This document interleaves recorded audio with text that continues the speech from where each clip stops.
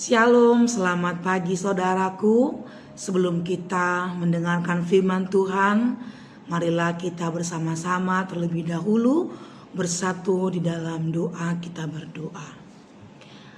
Bapa yang di sorga, Bapa yang mengasihi kami dan yang telah memberkati kami melewati malam yang gelap dan mengantarkan kami pada pagi yang penuh sukacita ini. Pagi ini kami mau awali dengan terlebih dahulu mendengarkan firman Tuhan sebelum kami berangkat melakukan aktivitas kami. Bapa di sorga, bukalah hati kami dan telinga kami agar mau mendengar, menerima firman Tuhan, dan kami sanggup membuahkannya dalam kehidupan kami. Di dalam nama anak-Mu Tuhan Yesus Kristus, dengarkanlah ya Tuhan doa dan permohonan kami ini. Amin. Saudaraku, firman Tuhan yang menjadi renungan pada pagi hari ini tertulis dalam 1 Petrus 2 ayat 9. Demikianlah firman Tuhan. Tetapi kamulah bangsa yang terpilih, imamat yang rajani, bangsa yang kudus, umat kepunyaan Allah sendiri, supaya kamu memberitakan perbuatan yang besar dari Dia yang telah memanggil kamu keluar dari kegelapan kepada terangnya yang ajaib. Demikianlah firman Tuhan.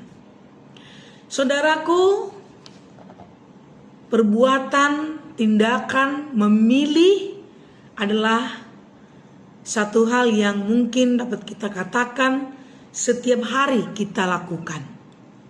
Setiap hari, misalnya kaum ibu ke pasar memilih buah-buahan yang baik, yang bagus, yang dapat berguna bagi kesehatan, bagi keluarganya. Setiap hari kita memilih makanan yang kita suka untuk kita makan. Memilih pakaian yang untuk kita pakai. Dan tentunya yang kita pilih itu pastilah yang bagus, yang baik, yang enak. Itulah yang kita lakukan. Tapi pernahkah kita merenungkan bagaimana Allah memilih kita? Apakah Allah memilih kita karena kita adalah orang-orang yang terbaik, adalah orang-orang yang terrajin, orang-orang yang benar-benar tidak berdosa, sehingga Allah memilih kita menjadi umat-Nya? Apa karena rupa kita? Apa karena persembahan kita? Apa karena perbuatan kita? Apa karena rajinnya kita? Tentu tidak. Allah memilih kita bukan karena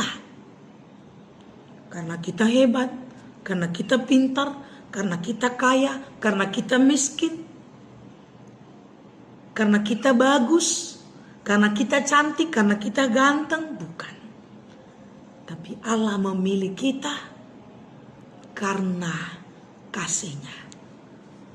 Itu yang diterangkan oleh Rasul Petrus. Kamu bangsa yang terpilih, imamat yang rajani, bangsa yang kudus, umat kepunyaan Allah, yang dipilih oleh Allah, yang keluar dari kegelapan kepada terang yang ajaib. Keluar dari kegelapan. Bahwa kita dahulu adalah orang-orang yang gelap, orang-orang yang berdosa, yang tidak mengenal Kristus, yang tidak percaya kepada Kristus.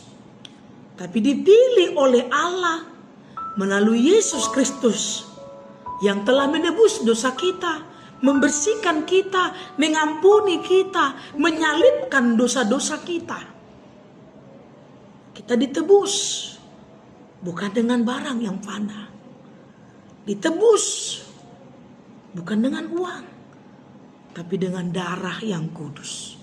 Darah Kristus yang tak berdosa.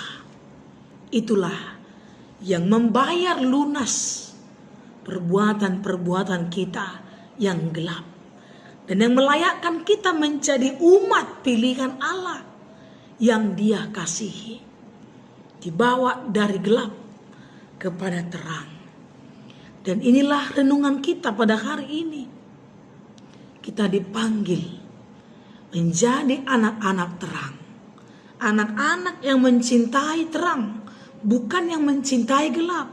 Anak-anak yang sudah keluar dari gelap kepada terang, bukan yang menuju kepada gelap.